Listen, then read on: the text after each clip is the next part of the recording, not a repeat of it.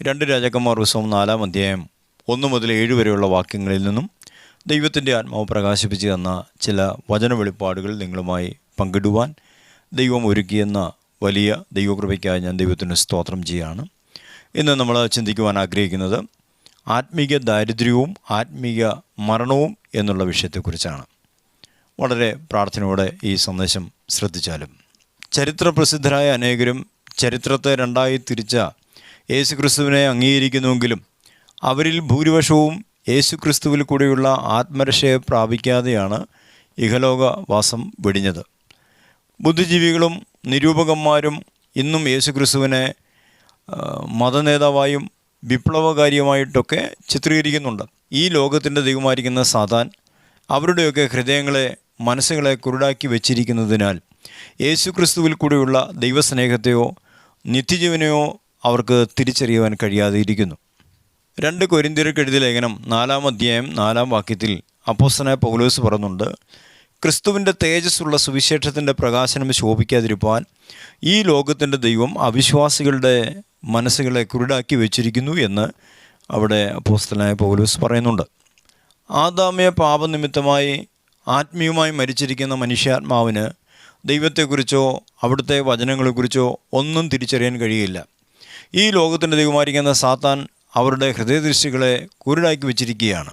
ആദാമ്യ പാപത്തിൽ വസിക്കുന്നവരുടെ ആത്മാവിൽ കർത്തൃത്വം നടത്തുന്നത് ഈ ലോകത്തിൻ്റെ ദൈവമായ സാത്താൻ തന്നെയാണ്. ഒരിക്കൽ അപ്പോസ്തലനായ പൗലോസ് പുഴവക്കത്ത് നിന്നുകൊണ്ട് വചനം പ്രസംഗിക്കുവാൻ ആരംഭിച്ചപ്പോൾ ആ വചന ശുശ്രൂഷയെ ശ്രദ്ധിക്കേണ്ടതിന് വേണ്ടി ലുദിയ എന്നു പേരുള്ളൊരു സ്ത്രീയുടെ ഹൃദയത്തെ കർത്താവിൻ്റെ ആത്മാവ് തുറന്നുവെന്ന് തിരുവെഴുത്തിൽ കാണുന്നുണ്ട്.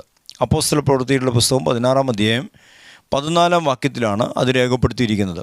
സാത്താൻ കുരുടാക്കി വെച്ചിരുന്ന അവളുടെ ഹൃദയത്തെ ദൈവത്തിൻ്റെ വചനം ശ്രദ്ധിക്കേണ്ടതിന് വേണ്ടി പരിശുദ്ധാത്മാവ് തുറക്കുകയായിരുന്നു. നാം സുവിശേഷം പ്രസംഗിക്കുമ്പോൾ എല്ലാവരും അത് കേൾക്കുന്നുവെങ്കിൽ തന്നെയും എല്ലാവരും ശ്രദ്ധിക്കുന്നത് പരിശുദ്ധാത്മാവിനാൽ ഹൃദയദൃഷ്ടി തുറക്കപ്പെടുന്നവർ മാത്രമാണ് ആ വചനം ശ്രദ്ധിക്കുന്നത്. വചനവ്യവസ്ഥയിൽ നിന്നും വ്യതിചലിക്കുന്ന ദൈവമക്കളുടെ അല്ലെങ്കിൽ ദൈവസഭകളുടെ ഹൃദയങ്ങളെയും ഈ ലോകത്തിൻ്റെ ദൈവമായ സാത്താൻ കുരുടാക്കുന്നുവെന്ന് നമുക്ക് കാണാൻ കഴിയുന്നുണ്ട്. ലോകമനുഷ്യൻ്റെ ഹൃദയങ്ങളെ കുരുടാക്കുന്ന അതേ സാത്താൻ തന്നെ വചനവ്യവസ്ഥയിൽ നിന്നും വ്യതിചലിക്കുന്ന ദൈവമക്കളുടെ അല്ലെങ്കിൽ ദൈവസഭകളുടെ ഹൃദയദൃഷ്ടികളെ കുരുടാക്കുന്നു എന്ന് നമുക്ക് വിശ്വസിക്കാം. ദൈവത്തിൻ്റെ ജനം വചനവ്യവസ്ഥയിൽ നിന്നും വ്യതിചലിക്കുന്നുവെങ്കിൽ ദൈവാത്മാവ് ദൈവസഭകളിൽ നിന്നും അകന്നുമാറുകയും സഭ ആത്മീയമായി ഇടുക്കത്തിലാകുകയും ചെയ്യുന്നു. ദൈവികമായുള്ള സംരക്ഷണം ഇല്ലാതെയാകുമ്പോഴാണ് ആത്മീയ നന്മകളെ സാത്താൻ കവർന്നുകൊണ്ടു പോകുന്നത്. അവിശ്വാസികളുടെ മനസ്സുകളെ കുരുടാക്കിയിരിക്കുന്ന അതേ സാത്താൻ വചനവ്യവസ്ഥയിൽ നിന്നും വ്യതിചലിക്കുന്ന ദൈവജനങ്ങളുടെ ആത്മീയ നയനങ്ങൾക്കും അന്ധത പിടിപ്പിക്കുന്നു. ലവോദിക്ക സഭ ഇതിനൊരു ഉദാഹരണമാണ്. ഭൗതിക സമൃദ്ധിയിൽ നിഗളിച്ചു പോയ ലവോദിക്ക സഭ ആത്മീയ തകർച്ചയ്ക്ക് അടിമപ്പെട്ടു. ലവോദിക്ക സഭ മാത്രമല്ല, ദൈവത്തിൻ്റെ വചനത്തിൽ നിന്നും അകന്നു മാറുന്ന വ്യക്തികളെയും സഭകളെയും സാത്താൻ ഇന്നും കവർച്ചയ്ക്ക് അടിമപ്പെടുത്തുന്നുണ്ട്. ഇപ്രകാരം ആത്മീയ തകർച്ചകൾക്ക് അടിമപ്പെട്ടു പോയ വ്യക്തികളിൽ നിന്നും സഭകളിൽ നിന്നുമാണ് ആത്മീയ ദാരിദ്ര്യത്തിൻ്റെ ലക്ഷണങ്ങൾ വെളിപ്പെട്ടു വരുന്നത്. 1 കൊരിന്ത്യർ ലേഖനം 1-ാം അധ്യായം 12-ാം വാക്യവും 2 കൊരിന്ത്യർ ലേഖനം 6-ാം അധ്യായം 11-ാം വാക്യവും വായിക്കുമ്പോൾ ചില ആത്മീയ മർമ്മങ്ങൾ അപ്പോസ്തലനായ പൗലോസ് അവിടെ എഴുതിയിട്ടുണ്ട്. ദൈവത്തിൻ്റെ വചന വ്യവസ്ഥയിൽ നിന്ന് അകന്നു മാറുന്ന വ്യക്തികളെയും സഭകളെയും ഈ ലോകത്തിലെ ദൈവമായ പിശാച് പാരമ്പര്യങ്ങൾക്ക് അടിമപ്പെടുത്തും. എന്നാൽ അങ്ങനെ സാത്താന്യ കവർച്ചയ്ക്ക് അടിമപ്പെടുന്ന വ്യക്തികളോ സഭകളോ തങ്ങളുടെ ആത്മീയ പിന്മാറ്റത്തെ തിരിച്ചറിയണമെന്നില്ല. വചനവ്യവസ്ഥയിൽ നമ്മെ നടത്തുന്നത് പരിശുദ്ധാത്മാവാണ്. പരിശുദ്ധാത്മാവ് നമ്മെ വിട്ടുമാറിയാൽ യാഥാർത്ഥ്യങ്ങളെ തിരിച്ചറിയാനുള്ള ആ ആത്മീയ കഴിവ് അതായിരിക്കും നമ്മളിൽ ആദ്യമേ നഷ്ടപ്പെട്ടു പോകുന്നത്. ഉദാഹരണമായി യേശുക്രിസ്തു ലവോദിക്ക സഭയുടെ പുറത്തേക്ക് മാറിപ്പോയി. എന്നിട്ടും ലവോദിക്ക സഭ ആ യാഥാർത്ഥ്യം തിരിച്ചറിഞ്ഞില്ല. ക്രൈസ്തവ ഗോളത്തിൽ ഇപ്പോൾ അനേകം സഭാവിഭാഗങ്ങളെ നമുക്ക് കാണാൻ കഴിയുന്നുണ്ട്. എന്നാൽ അവയിൽ ഭൂരിപക്ഷത്തിനും ദൈവവചനമാകുന്ന ബൈബിളിനോടോ രക്ഷകനായ യേശുക്രിസ്തുവിനോടോ യാതൊരുവിധ ബന്ധവുമില്ലാത്തവയാണ്. എന്നാൽ ഇപ്രകാരമുള്ള സഭകളുടെ ആദ്യകാല ചരിത്രം പഠിച്ചാൽ അന്നൊക്കെ വചനത്തിൽ നിലനിന്നിരുന്നു എന്ന് നമുക്ക് കാണാൻ കഴിയും.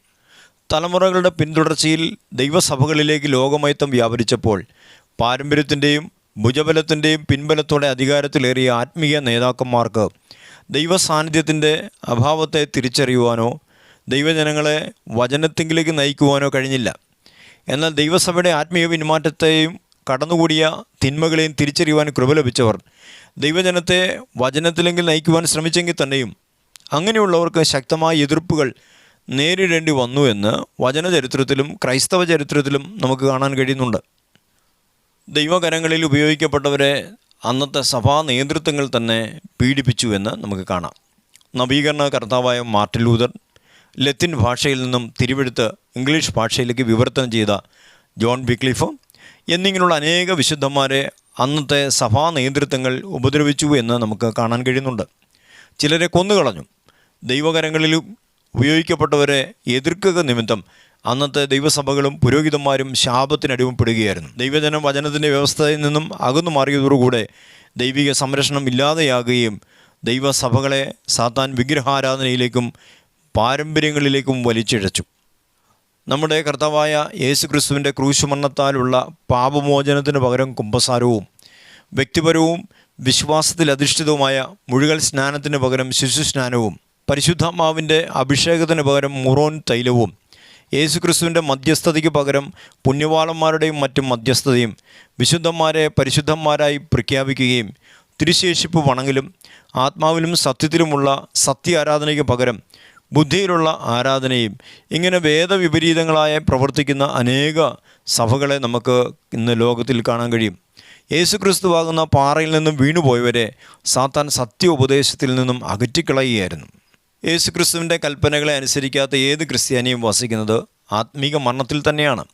ക്രിസ്തീയ കുടുംബത്തിൽ ജനിച്ചതുകൊണ്ട് ആരും ക്രിസ്ത്യാനിയാകുന്നില്ല. യേശുക്രിസ്തുവിനെ സ്വന്തം രക്ഷിതാവെന്ന് ഏറ്റുപറയുകയും അവിടുത്തെ കൽപ്പനകളായ വിശ്വാസ സ്നാനവും പരിശുദ്ധാഭിഷേകവും പ്രാപിച്ച് ആത്മാവിലും സത്യത്തിലും ദൈവത്തെ ആരാധിച്ച് യേശുക്രിസ്തുവിൻ്റെ മധ്യാകാശ വരവിനായി തന്നെത്താൻ ഒരുക്കുന്നവനാണ് തിരുവചനപ്രകാരമുള്ള യഥാർത്ഥ ക്രിസ്ത്യാനി അല്ലെങ്കിൽ ദൈവമക്കൾ. എന്നാൽ വിശുദ്ധ ബൈബിളിനോടോ യേശുക്രിസ്തുവിൻ്റെ കൽപ്പനകളോടോ യാതൊരുവിധ ബന്ധവുമില്ലാത്തവരെയാണ് ലോകം ഇന്ന് ക്രിസ്ത്യാനികളെന്ന് വിളിക്കുന്നത്. 20-ാം നൂറ്റാണ്ടിലെ ആത്മപകർച്ചകളുടെ ഫലമായി ആത്മീയതയുടെ നിറകുടമായി നവീകരിക്കപ്പെട്ടു വന്ന ആധുനിക ദൈവസഭ അതിൻ്റെ പ്രാരംഭകാലത്ത് ശക്തമായൊരു മുന്നേറ്റം നടത്തിയെങ്കിലും ദൈവമഹത്വം ദർശിച്ചവരും ഉന്നത ദർശനം ഉൾക്കൊണ്ടവരുമായ തലമുറകളുടെ വേർപാടോടുകൂടി ആധുനിക ദൈവസഭകളിലും ആത്മീയ തകർച്ച ആരംഭിച്ചു. ദൈവസഭ അതിൻ്റെ തുടക്കത്തിൽ സാമ്പത്തികമായ ബുദ്ധിമുട്ടും പീഡനവും ഒക്കെ നേരിടേണ്ടി വന്നിട്ടുണ്ട്. എങ്കിലും ആത്മീയ വിഷയങ്ങളിൽ സഭ വളരെയേറെ ശ്രേഷ്ഠത പുലർത്തിയിരുന്നു. വിശ്വാസ ജീവിതത്തിൻ്റെ പ്രാരംഭ നാളുകളിൽ അനേക ബുദ്ധിമുട്ടുകളിൽ കൂടെ കടന്നുപോയ നമ്മുടെ ആത്മീയ പിതാക്കന്മാർ പിൽക്കാലത്ത് ദൈവം അവർക്കായി ഒരുക്കിയ നന്മ അനുഭവിച്ച് തന്നെയാണ് അവർ നിത്യതയിലേക്ക് പ്രവേശിച്ചത്. ദൈവത്തെ മാനിക്കുന്നവനെ ദൈവവും മാനിക്കുമല്ലോ.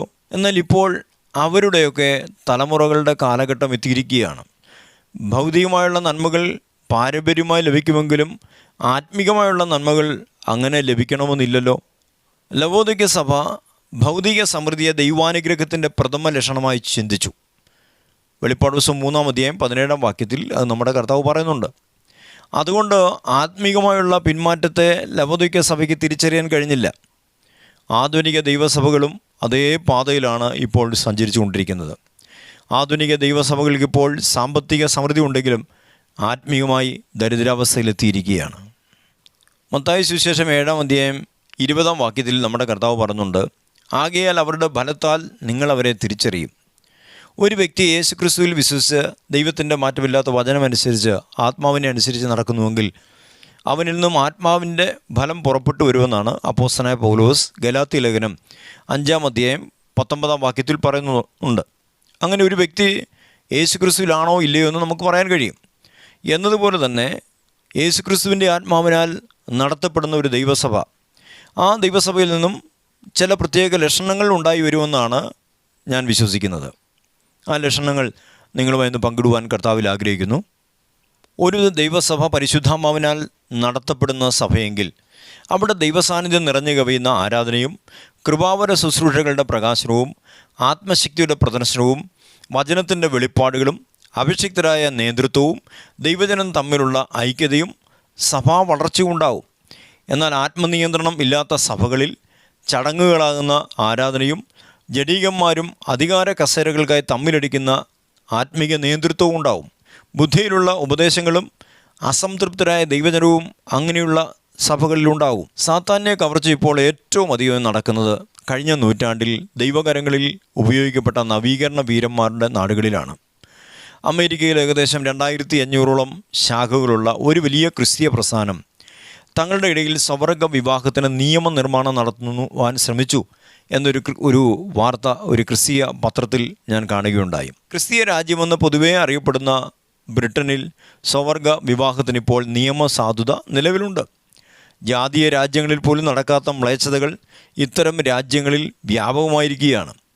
അവിടങ്ങളിൽ നടക്കുന്ന ദുർനടപ്പുകൾ കണ്ടിട്ടാണ് യൂറോപ്പ് ഒരു രണ്ടാം സുവിശേഷീകരണത്തിന് പാകമായിരിക്കുന്നു എന്ന് ഒരു ക്രിസ്തീയ പ്രസംഗകൻ വിളിച്ചു പറഞ്ഞത്.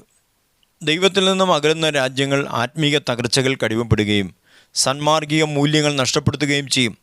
ദൈവത്തിൻ്റെ സംരക്ഷണയില്ലാത്ത വ്യക്തികളെയും രാജ്യങ്ങളെയും ആത്മീകമായി മാത്രമല്ല അക്ഷരികമായും സാത്താൻ ആക്രമിക്കും.